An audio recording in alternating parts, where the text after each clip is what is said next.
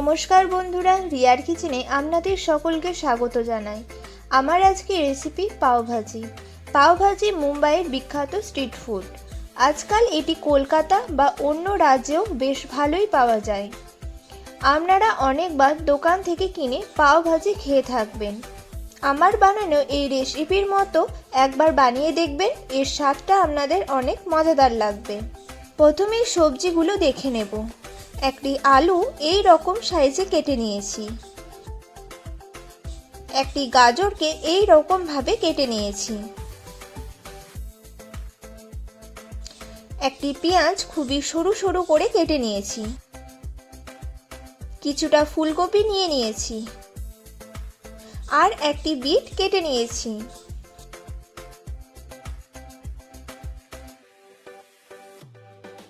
একটি টমেটো খুব ছোট ছোট করে কুচি করে নিয়েছি। নিয়েছি একটি ক্যাপসিকাম কুচি ও একটি পেঁয়াজকে রাবলি ভাবে কেটে নিয়েছি। একটি কাঁচা লঙ্কা কুচি করে নিয়েছি। সাথে 2 টেবিল চামচ আদা ও রসুন গ্রেট করে নিয়েছি। এবার একটা কুকারের মধ্যে সমস্ত সবজিগুলো ভরে দেব।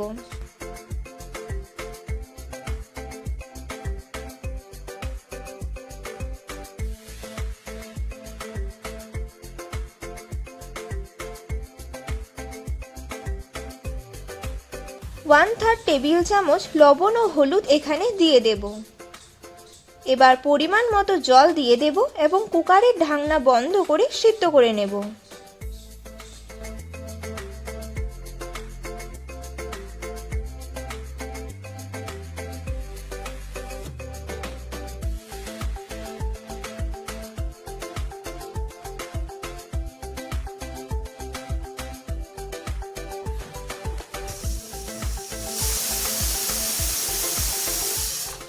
এবার একটা কড়াইয়ের মধ্যে দিয়ে দেব 2 টেবিল চামচ বাটার।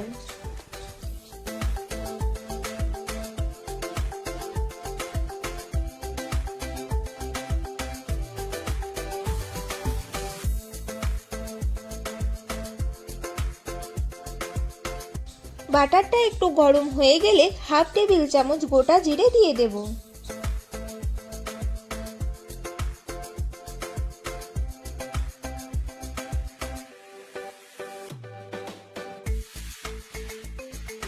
এবার দেব রাবলি ভাবে চপ করে রাখা পেঁয়াজ।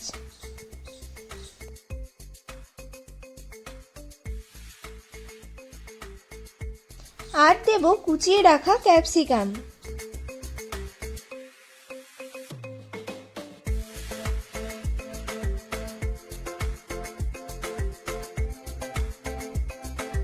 দিয়ে দেব গ্রেট করে রাখা আদা ও রসুন।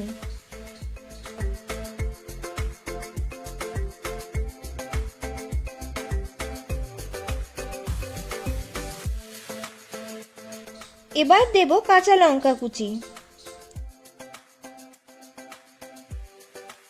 দিয়ে দেব টমেটো কুচি।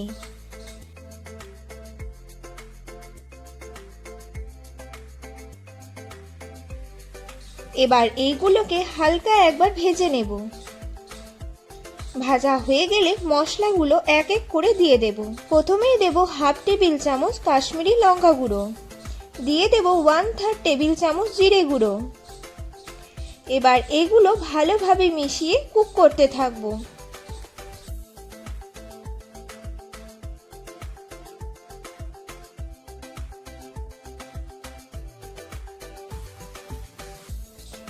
এরপর দিয়ে দেব 1/3 টেবিল চামচ গোলমরিচ গুঁড়ো। আর দিয়ে দেব 1 টেবিল চামচ পাওভাজি মশলা। এই মশলাটা দেবার ফলে স্বাদটা একদম দোকানের মতো হবে। এবার আরও একবার ভালোভাবে মশলাগুলো মিশিয়ে ভেজে নেব। এরপর সিদ্ধ করে রাখা সবজিগুলো এখানে দিয়ে দেব।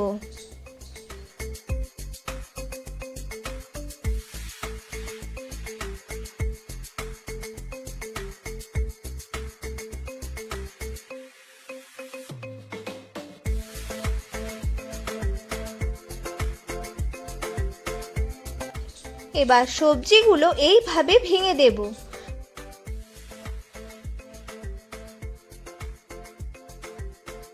ভালোভাবে ভাঙা হয়ে গেলে দিয়ে দেব স্বাদ মতো লবণ। এরপর আরও একবার ভালোভাবে মিশিয়ে কুক করে নেব।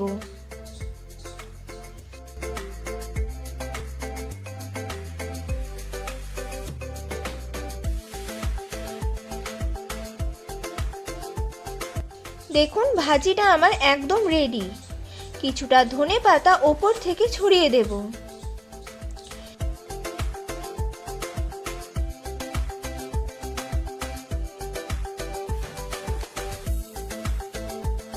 এবার পাওগুলো একটু সেঁকে নেব।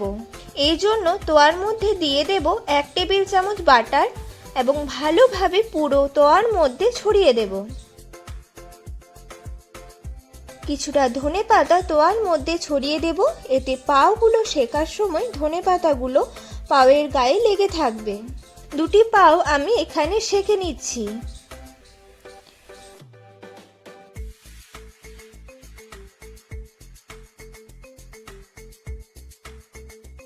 পাওয়ের ওপর পিঠে অল্প পরিমাণে বাটার লাগিয়ে দেব, যাতে ওপর পিঠটা সেকার সময় পুড়ে না যায়।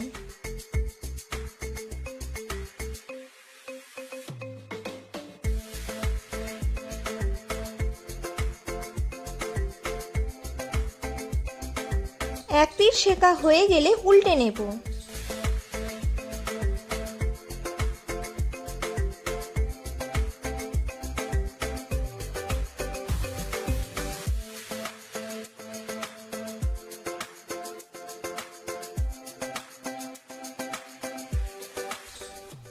দু পিঠে সেকা হয়ে গেলে তুলে নেব। এবার একটা প্লেটের মধ্যে পাও ভাজি সার্ভ করব।